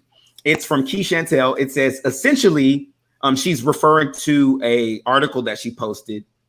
I asked her to summarize it. And she says, essentially, it's the proximity doctrine as mentioned. She also hates the term black on black crime because it suggests that black people are more likely to commit crimes than white people. It plays into the stereotype that black people are inherently evil and thuggish. Okay, so I want to go back to the whole slave mentality thing. When black people were enslaved, they were taught how to think. And that's why the idea of an uprising was so rare, because they were taught to either distrust one another, distrust white people, or the idea of freedom was so far beyond them because they were incapable of governing themselves anyway. They were told that they were dumb. They were told that they weren't worthy, trashy, monsters. They were equated to everything negative that this society could think of. That's what we see today. Black people are inherently evil and thuggish. That's still prevalent. When you talk to certain people, they will tell you black people are more likely to commit crimes. When you also have to consider this, when it comes to the stats that say black people are more often to commit crime, those stats come from one place only: convictions. There's the only way you can really get that kind of statistic is to go based off of convictions. Now, when you consider how these convictions are compiled, meaning were they given fair sentencing? Was the judge the same? Was the judge impartial? Were their attorneys paid for or not? All these things that go into it. And over policing, the police are present in certain situations much more than they're present in other situations. I'm going to give out my analogy that I came up with. Okay, so pretend it's Easter, right? Okay, so I take 10 eggs and 20 eggs, and I hide them in the garden. 10 on the left side, 10 on the right. And I take two people and I say, go search for the eggs. Now, the two people look at one side of the garden, the left side, and they say, the right side. And they say, well, there's thorns in those bushes, so he probably hid them over there. So I give them 2 minutes. They spend a minute and a half in the thorny section, and then 30 seconds in the non-thorny section. They find 8 eggs in the thorny section, 2 in the non-thorny section. So in their minds, statistics say that there's more eggs in the thorny section, when truth is they're just not giving both of them enough attention to realize there's crime everywhere. There's eggs everywhere. Was that a decent analogy or not? It makes sense. Thank you. It makes sense to me. No, I understand where you're going. No, that analogy was terrible. Y'all not lying to that man. Look, does it really not make sense? And now they're wait, let me ask Lacovia. Lacovia, does that make sense? I feel like okay, because she's gonna keep it above. Whatever. I got it. Was late. For real. Anyway, my point in saying that is to say, it's not that one person commits. Why were there 20 eggs? Why was it 20? Could it be 10? We don't know. I'll tell you why 20 because it was big enough to have a disproportionate, like a 2 versus 8. You can't do that with 5. Well, that's 10. Now we're doing too much. That's why it doesn't make sense, because the math is off. What we got? Let's get y'all both y'all leave me alone. My point is, hey, can I say? I want to go back. I want to say one thing. I didn't. Oh, okay. I didn't realize that people only listen to this podcast. And what if you listen to this and you thought it was a bunch of white people? You'd be so mad. You'd be so mad. They were saying, well, I'm really proud of them. But I think they talk bold. I talk bold, but I'd be proud of them. Excuse me. I will say this. When it comes to black on black crime, I totally think it's an issue. I'm sorry, I do. Because of the fact of that mentality that we were given since slavery. That's something that no other race has. I'm sorry, they don't. They might have competition, but it wasn't enforced the way that black on black ideology was enforced on us. That was seeped into our core. They did it through the black reverend. They started with the black reverend and then the house people. They made the reverend feel like he was above everybody else. Because Who told you this? It's research. Look, I read a book. Look, what book is this? That's what I need.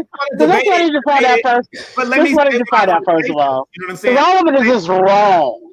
That's fine, I'm gonna finish what I'm trying to say, and then you feel free. I'm gonna open it up. So, okay, the black reverend back in the slavery days was taught the Bible from white people, and he taught the slaves that if y'all don't do what this Bible is telling y'all, then which is honor master, then y'all are going to be screwed and you're going to burn in hell. Y'all can research that. Y'all can find it. If you don't believe it, don't believe it. I don't care. Anyway, so because of that mentality and the whole house slave versus the field slave, the conversations between slaves became negative. And we still see that today. Oh, you light skin, you dark skin. And that's proven. And I don't have to cite that. If you want to know, research it. Anyway, my point is, because of that mentality, which is apparently wrong, but because of that mentality, we white people don't have another race who was in power who taught them to be competitive. Hispanic people, they might have it, but they don't have it the way Black American slaves had it. So because of that, I feel like a lot of our crime is exactly what Lakovia was talking about. Oh, I see you got something that I don't have. I'm going to hurt you, et cetera, et cetera. And I feel like it's worse for our community because of that mentality alone. Now, do I think that phrase is used properly? No. Do I think that people use that phrase to justify why we shouldn't stand up for other rights that we deserve? I absolutely think people do that, and that's bullshit. I don't think they should, but it doesn't mean that it's not an issue. I feel like as a community, the Black community needs to accept that it is an actual issue that is deeper than that, because what happens is it's two-sided. Either it is an issue or it's just a weapon that white people use to make us feel like we shouldn't be focused on police brutality, when the truth is a little bit of both. It is absolutely white people use it for that purpose, but it doesn't mean it's not an issue. There's too much violence in the world, okay? And in my opinion, when it comes to my community, I know that my community has a lot of violence upon itself. And especially because I'm a Black gay man, a lot of my community has violence toward me. I haven't experienced a lot of it, but I've experienced some of it. And I know there's people who've experienced more. I feel like that is something, but I do feel like this is the last thing I'm gonna say, and I'll open it up. I feel like this is an issue for our community to address, not an issue for the white community to address.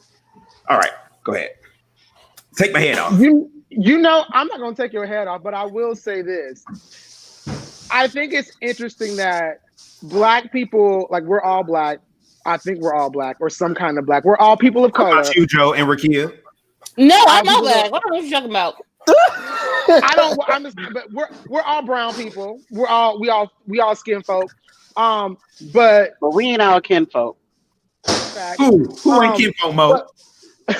But in a group of Black people, we will still have people that will say there's something within us that make us act worse or act bad to each other. But then with white people, they don't do it to each other. White dudes that shot up all the schools in America, and nobody still wants to even acknowledge that that's a problem that's specific to white men. Problem. That is a white male problem. So it's serial killerism. But I'm just saying that's has anyone ever thought about that? That white people don't do that. They don't be like, oh, yo, this is a problem that's just with us. This is just our shit. But us Black people, for whatever reason, we feel like there's something in it. It's so ingrained in us that there must be something wrong with us. That's like respectability politics. So we have to feel like we have to go beyond what we. But versus, I think, and this is my opinion, I just think that human nature is to be jealous. Human nature is to sometimes do bad things. I don't think it's specific to Black people. I don't think it's something passed down from slavery. I just think it's human nature, and shit happens. Yeah, that's what I think, because most of the time, like when you talk about someone having more, theoretically, we're talking about more of what I don't like to use the term of, but the white man stuff. We're not talking about more food. We're not talking about more shelter. We're not talking about more things that keep the human species alive. We're talking about more things that are going to recycle, and there's going to be a new brand of next year. The 2021 is going to come out. The 2022 is going to come out. The 2023 is going to come out. And we're supposed to hate on each other because we don't have it. I feel like just even within our own race or within inside of the human race, the problem is this desire to have more when we already have enough. But that's just not prone to just the African American community, though. And I said that to the human race as well. It's definitely not just the African American race. But I was just agreeing. No, I'm sorry. I thought that out loud. My bad. But I'm sorry. I'm so sorry. I was just agreeing with what you were saying. I'm sorry.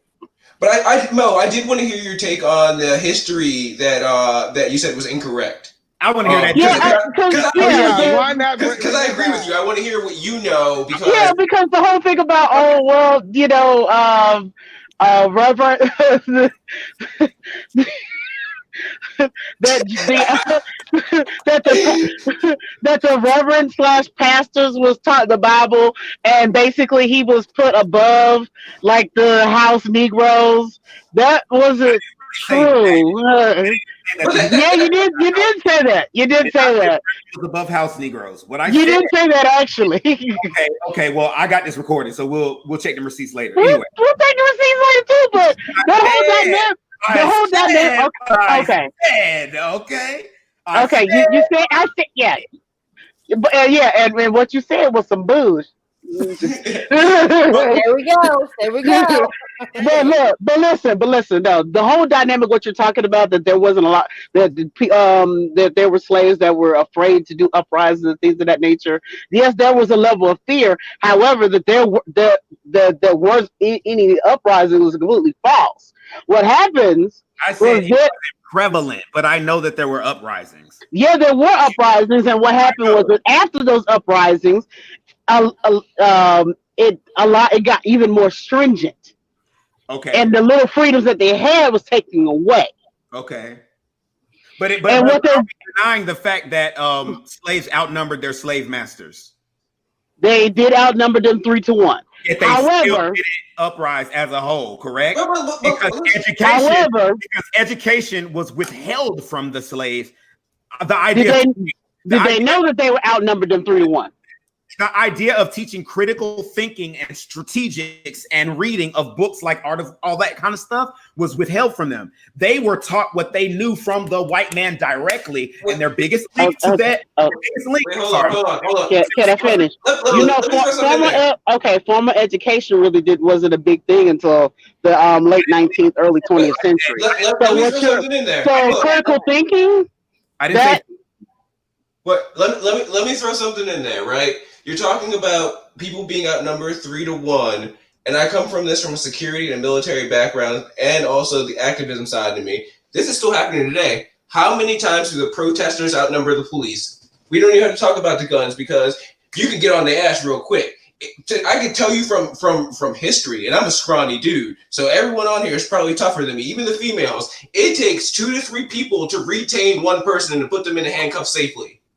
So how many times? So that same mentality that you're talking about that existed because of lack of education. Well, we're supposed to be the most educated species right now, and people stand there until they wait to get arrested because they don't have the willpower because their mind is overtaken by the government. Now, in a way, we're still slaves. We're born, and right after we're born, we're under someone else's authority, and then we become Americans, and then we're happy, and then we have this sense of patriotism. But we're actually the species that are supposed to live so much different than society lets us. I got off task. Go ahead. Now, I agree on everything except the slave part because I do get paid weekly. I'm not doing this for free. There is a difference. I'm not in the cotton fields. I'm not doing it for hey, I'm not in the cotton field every day. I'm doing a little bit better than my ancestors. Okay, it's not a lot. It's not a lot better, but I'm doing it's a little bit better. But when I say slave, you're thinking of lashes and whippings, and I'm talking about being under authority. Mentality. No, just being under authority. Just what a slave is someone. So you're saying parents are slaves? I'm saying anyone who is born under the 193 countries and they're not part of the government is a slave because they're under the authority. I'm not talking about whippings and lashings. I'm just breaking down the word fundamentally. If you look at the dictionary. I'm gonna redirect us back to the main topic really quick, and I see Tristan got his hands up. So because I got receipts. I want to address the idea that let's agree that black on black crime is a thing, right? Okay, let's just say that's the argument. There are studies. This has been proven. Quote, specifically, African-American individuals show the highest rates of participation in terms of community service participation. So that's organizations that deal with the actual stopping violence in communities. When you look at who gives money to charity in terms of who has wealth and the percentage, Black people overwhelmingly give more money than white people do. I did not know that. And I if y'all want to see the graphs and stuff, I'll shoot them Tell me who did the statistics? This is calculations from Survey of Consumer Finances. Okay. Oh yeah, I did see those statistics. I did read that. So if a white person does come at you and they say, well, what about black on black crime? Well, you know what? We're dealing with that too. Like it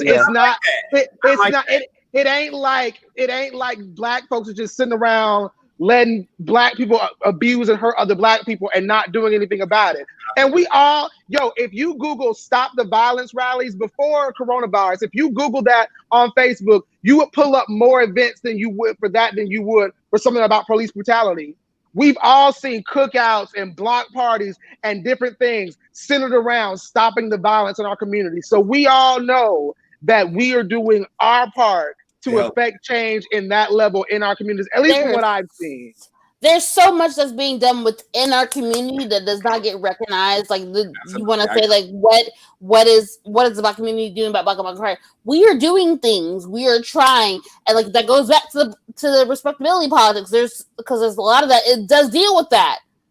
Exactly. But I say more than the white community. You can't say that we have not, like we are not trying and we're not putting forth an effort to combat this, because we are, and like a lot of it is very grassroots. Like we are trying to fix what's going on in our direct neighborhoods and communities, but because it's not the white savior idea, it's not a big deal. But like we're well aware of violence in our communities because we live it, we see it, we live it. We also don't control the narrative. I want to say something really quick, and it's just about a comment that's in the comments. I think this comment is really poignant, and so I don't want it to get skipped. So it's from Rhea Gaither. I think I'm saying that wrong. Or it's Gather. I'm sorry, boo. I know I should know how to say it. I feel like, she says, I feel like we were like that well before slavery. Africa in itself is tribal and played a role in how we got sold into slavery in the first place. I do feel every other group has learned to stand together and we have not. So just to kind of put a little seasoning on that, I agree. And I think for us, we need to, every individual in our community needs to make an active choice to thin line. I think every individual in our community needs to make an active choice to, as an individual, force yourself not to give in to that. Did we lose Uriah? Because it really is deep ingrained. Like there's this book called The Miseducation of the Negro. And it was written like in the 1920s. And he talked about this as well in his book. And like basically that's their tool to keep us oppressed. Is not, they don't have to do nothing because we're doing it for them. We're so at war with each other, we won't get ahead. I find myself as an actor, I hate when I see another nerdy black kid with a raspy voice who's funny as hell and can act his ass off. Why? The whole bottom row. Because I hate that because The whole bottom row. The whole bottom row. Yep. Wait. No, what I'm saying is, I'm describing myself. I'm sorry. What I'm saying is, when I encounter another black actor who is like me, instead of saying like, "Oh shit, we can get money together because we're both badasses," I say, "God, I got to get rid of that guy." In my head, before I've even thought, it's not an active choice. I just have that in the back of my head. Why? Megan Thee Stallion and Cardi B. I mean, even though they're not black, but they're both women, they made the choice to say, fuck that. We're just going to make money together. Us as black people, we need to start making that choice. We need to fight against that ideology that's been placed on us and say, we need to be together right here. So I see like that little head nod that we give. We need to go a step further. Past the head nod to the, are you all right? You got everything you need? I always reference back to being in jail. When a Hispanic dude hits the pod, before a minute later, all the Hispanics around him, they giving him food, making sure he got everything he need. A black dude, if you don't got no connections, you're just left to your own devices, and you just got to figure it out. We don't take care of each other at all. No, we take care of each other more than we do. I agree with you, and I didn't at first, but then I thought about it. I'm gonna tell you why I agree and what makes you think about it. Tyler Perry, think about this. In Tyler Perry, he makes some of the worst content. Except for acrimony. And fair. That's God, that was hard, but it was That's horrible. my You movie. being funny. That was one of the worst movies ever. Y'all don't talk about acrimony now. Tyler Perry made. How did she get on the boat? I'm done. How did he get on the boat? Like, that's a serious. No. Good night. We're not. We're not staying focused. Focus. So Tyler Perry is the first black man to own a studio. Great studio, making hella money, Not true. employing people. Oh, okay. Mo, can you just wait? What? Let it make the point. Hey, Right. look at the standpoint. He's not the first. Get him But he's not. Okay. That was fair. a technical. That was a technical. He's not the first. He's the most well known, and he's the Exactly. first that I've known to do it on the level that he's doing it on, to where his studio is comparable to the Paramounts and other studios and can compete on that level. With that being said, why did it take us that long for it, and why was it Tyler Perry? Because Will Smith, Denzel, and tons of other black actors have made plenty of money to come together and do that. Tyler Perry's Ownership. a billionaire, bro. It's Tyler Perry's a billionaire. He's not a millionaire. it's about ownership, though. But still, Tyler, you have people like Will Smith, like Denzel, and others had enough leverage. Can I comment on that real quick?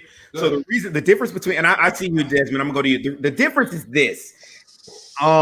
It's about, like, it's ownership. Tyler Perry, from the beginning, from when he was on stage, owned everything. He had a lot more playing power than an actor who came up in the ranks. Yeah. So you can't touch my shit unless I say so. No. And Tyler Perry can say that. Will Smith, who was an actor first, and I'm sure he had some producer credits, but that's not ownership. So that you have to realize Tyler Perry writes, he gets a check for writing everything. Then he gets a check for producing everything. And then sometimes he acts in it too. Then he gets a check for acting in it. And then sometimes he directs. Those are 4 checks per project. And he had TV shows going on at the same time. He is a rarity because of the fact that he had a built-in audience already. Studios were cool with giving him a lot of passes that a lot of people didn't have because he had an audience already. And he just capitalized on that. To me, he's a unicorn. And he also that's not true. Hold on. That's not true. I'm gonna be a Mo. Let me be Mo. That's not true because Master P had the same situation. Hey! But I can't agree with him more. It's about ownership. Like, the ownership equals happiness, and that's why I always say, like, what are we trying to build towards? Like, because if we're trying to build in towards what is the quote unquote the white man's ideology, then of course we're going to be unhappy. But Tyler Perry did everything that he wanted to do, and that's why he owned everything that he did. It's like this podcast, or no, let's. It's someone we talked about it really quick earlier in pre-production. Joe Rogan. Someone said fuck Joe Rogan, right? But like, he did better when he owned every single part of his content. The only thing he has now is money. Now he has no control. Will Smith and all these other people that were named, they have a talent. And that talent can be taken by anyone, whoever the people with the money and the ownership wants to put in front of that screen. They didn't have the resources to create what Tyler Perry created because Tyler Perry had skill. And that's why he's a unicorn. Can I Joe Budden real quick? Because we're on a podcast, and I just think it's Joe Budden just started his own podcast network. He left Spotify because Spotify was on some fuckery in terms of ownership and money and that kind of thing. And Joe Budden said, "No, I'm gonna own my content. You won't own my content." And then he went and made his own thing. So I just think it's worth shouting out since we're on a podcast. So then, can we also talk about? I thought he took the deal. Can we talk about Tidal? No. Yeah, I don't like Tidal because at the end of the day, I remember when she first came out with Tidal, everybody was like, I mean, to me, she's one of the most successful people with the most haters that look just like her. And instead of everybody going, I thought you said Tidal, the streaming service. What'd you say? Right. Yeah, that's what I thought you were talking about. Yeah, Tidal. Who's on Beyonce? Yeah. Yes, no. Oh, you mean like, okay, I get you. I'm sorry. If I'm wrong. Her and Jay-Z are co-owners of that. They are. Minority owner. You have to also realize, even so, Beyonce has put out several businesses that, honestly, House of Darion, those clothes were great, but nobody bought them. No, right. Nobody she had a perfume that nobody bought. Basically, she was told that if you don't sing and dance, I don't really care about her people. So that's what she's doing. And I mean, at the end of the day, What Beyonce They has said it. what Beyonce has to do with this is that we're talking about. Somebody in the comments said, "What does Beyonce have to do with this?" They They said it to Rihanna. It's because of this. I feel like Black people don't do enough to support Black people and their endeavors, especially when they're of quality. We always want a discount, not always, but it's either a discount or this or a third. Or when quality products hit the market, we need to support them with our capital because I agree. We support white people's endeavors, and I'm not We saying do. I'm We not do. saying not to support white people's endeavors. Go watch the Marvel movie. Yeah, you're right. But at the same time, while you spending that money at Marvel, make sure you also spend that cash at House of Darion, Rihanna's Fenty, whatever it is. You know, We buying all the Fenty. yeah. We are. I mean, we need to That we're doing. That we are doing. But I'm saying if it was, Look, I'm not wearing that makeup. Sorry, y'all. It's not, Skincare. but I'm saying if the I'm not products spending were that money. trash, I'm sorry. if the products were I love trash, her though. I can't even get it out. Whatever, girl. I do want to say this. I want to say this back to original topic. I think one of the things that it feels like we get tricked into is hearing Black on Black crime and believing that it's not an extension of the things that we're already there to be fighting about when it comes to Black Lives Matter. And so I think the other piece of this is that even if it's a trick and it's a con and it's a dodge, right? That there's a certain degree of this that we're just not feeling comfortable saying what we've already established, right? There's an over-policed population that finds themselves in a situation where they then experience more trauma and less wealth. And then that group of people has a higher propensity to live in a community where they're more in proximity to people who've experienced that same thing, and the violence ensues, right? Like, I think we've to a certain extent, we talked about this a lot. We bought into this story that's like, oh, we need to fix this differently, or we need to say, but it just is the same thing we're here for. And the people who are there to say, like, what about Black on Black crime, literally can just show up at a Black Lives Matter movement and be a part of a group of people who are very invested in seeing no crime in Black communities. And so I just feel like we still are getting conned into not seeing it for what it is. I think that's a great moment to end the conversation for tonight. So we're going to do a 1-minute commercial, and then we're going to come back and everyone's going to give their final thoughts. So don't go anywhere. We'll be right back.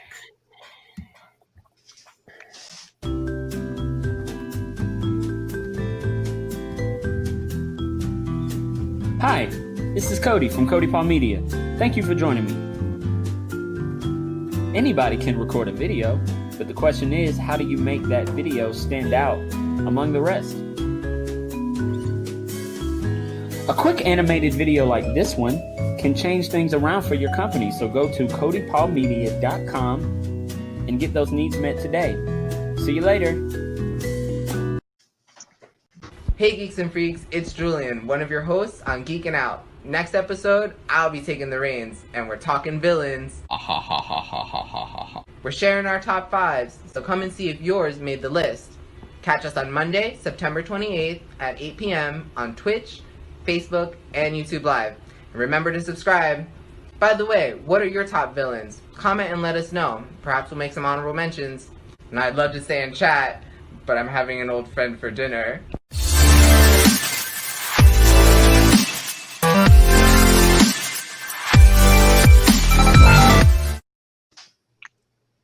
Is that a Hannibal Lecter reference? It is. Yeah, That's what I thought. I'm having an old friend for dinner too. Hey. Yeah. Those commercials are from Cody Paul Media. Cody Paul Media is a digital media producer. They edit videos. They come up with marketing campaigns, all that wonderful stuff. They also designed the intro to Talk It Out and the Woe Nelly Media animations that you'll see at the end. Also, that was a commercial for Geekin' Out. Geekin' Out is Woe Nelly Media's sister podcast, which airs every other Monday online, Twitch, YouTube, and Facebook. Go to Twitch at DayGamer, which will be spelled DayGaymer. All right. So let's get, that's what it is.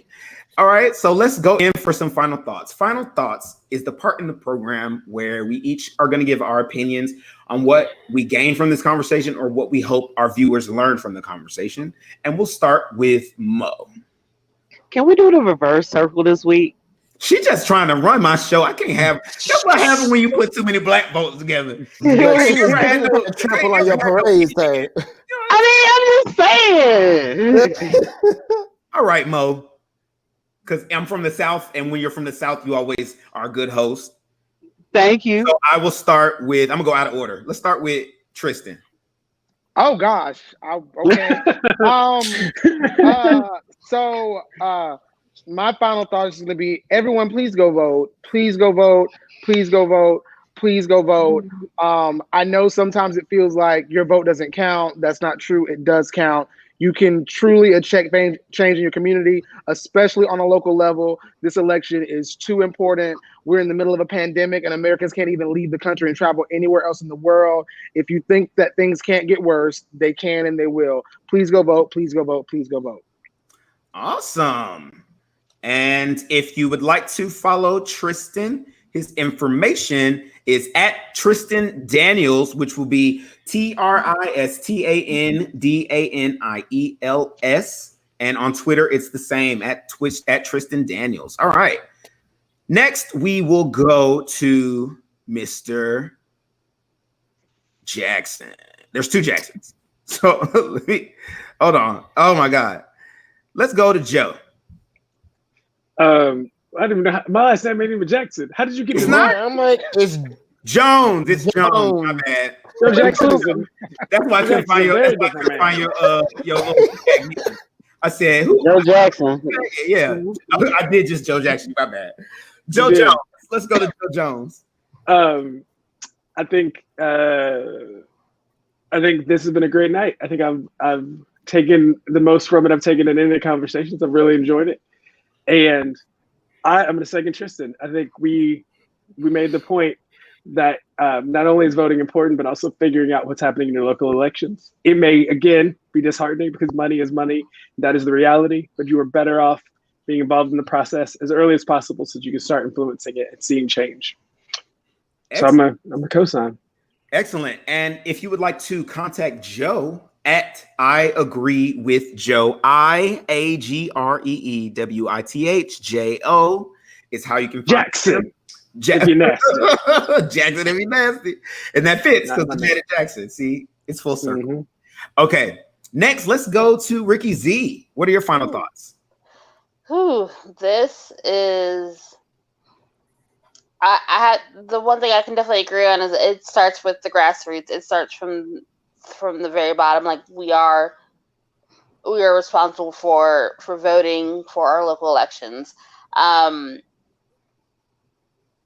But we also need to make sure that we take responsibility in our research and the information that we share with others, and making sure that we know as much as we can before we make decisions. Excellent. So you can find Rikia at RickyZ_social, and that would be on Instagram. She'll be at RickyZ_social, and her Twitter will be at RickyZ_social. Ricky is spelled with an E, RICKEY. Okay. And Mr. Tamikis Jackson. Let's go. I want to echo Joe and Tristan. Vote, and please go out and vote. A lot of us made that mistake of not doing it this last election, and it put us in a position that now we are not 100% comfortable with. So, with that being said, that segues into just taking a step back and looking at a lot of things that we can continue to do to change our narrative. Like we said, the black on black crime thing, but there's a lot of things that we are doing that unfortunately are behind the scenes and not on the front row of the scenes that people aren't seeing. So take a step back, participate in your own community. Try to be the positive change that you want to see. That is the biggest takeaway from this podcast. Excellent. And we don't have, okay, so I'm not gonna say. Yeah, okay. I didn't provide it. It's cool. I'm on autopilot. All right, next, let's go to Miss Lacopia. How were your final thoughts? I guess I'm gonna piggyback off everybody else. For real, we do need to vote. It's no joke. not just presidential, but like everything. We need to vote, even if you don't know what you want. Just vote for like your party because you need to vote. Like it's no joke. Like I wish people remember that some of my grandparents didn't have the luxury of voting back then, and the fact that we playing games with voting is disturbing. Even if I didn't know anything about politics, I would just vote just because my grandma couldn't do it. So I just feel um, I'm happy to be able to talk to people that are like-minded and that we can agree to disagree. I do think black on black crime is an issue, but I do agree with Tristan. It is crime, but you don't really hear about black on black. When we think about white crime, we like, oh, they gonna stab their mother for some insurance money or something. But they really out here killing people just like black people killing other people. This is not Hallmark. Don't do it. So I'm just gonna say, y'all be blessed and vote. Okay. And that's it for me. Excellent. All right, now if y'all want to contact Lacovia and get your natural hair done up beautifully, you will contact her on IG at Covey Styles, COVISTYLES. All right. Next, let's go to Mr. Taylor, Desmond Taylor, that is. What are your final thoughts? My final thoughts are: I guess I'm gonna be the only person to tell you not to vote. I'm not gonna say not to vote, but I'm gonna say it's not a big deal. I'm gonna tell you this: you're gonna die within less than 100 years, and if you do not do what you think is right, and you put the responsibility in someone else's hands, you're gonna feel horrible about your decisions at the end of the day. I've worked with a lot of older people in my life, and the one thing that they say is that what hangs them up is the things that they did not do. So if you take your responsibility and you give it to someone else and they do not fulfill it, you've also failed as well.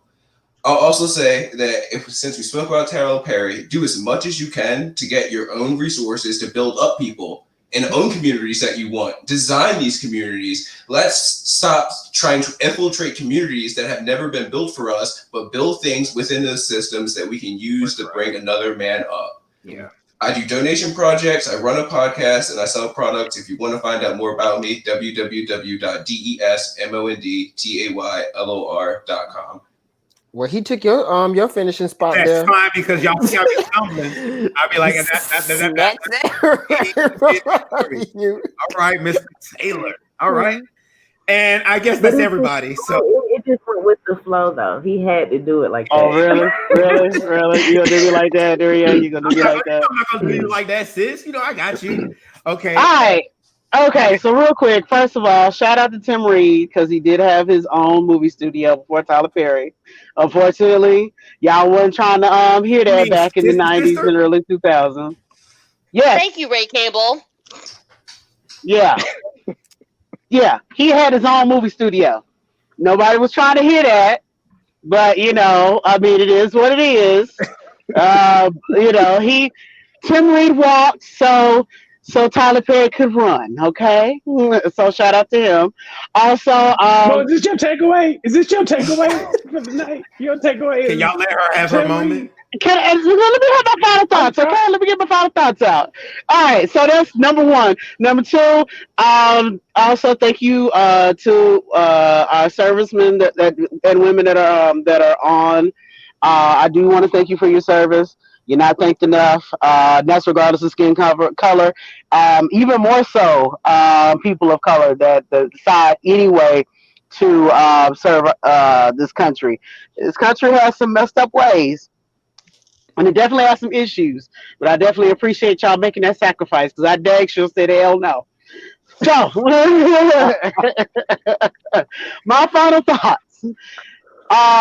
There's no such thing as black on black crime. It's proximity crime. Yes, it's more prevalent in the black community because we have a ratio of poor people. So we have a lot of rich people, but we also have a lot of poor people. We don't have a bridge of a middle class. So that's my takeaway on that. And as well, I do agree with the second half of Desmond's final thoughts, but it is important for your black, white, Asian whatever behind to get out there and vote. There's two parts of the process. Yes, you have to empower your community as well as empower yourself financially, because you do have to pay the lobbyists in order to bring accountability to your local representative. However, you still have to put the vote in the ballot box too for this great republic. It's a two-part process.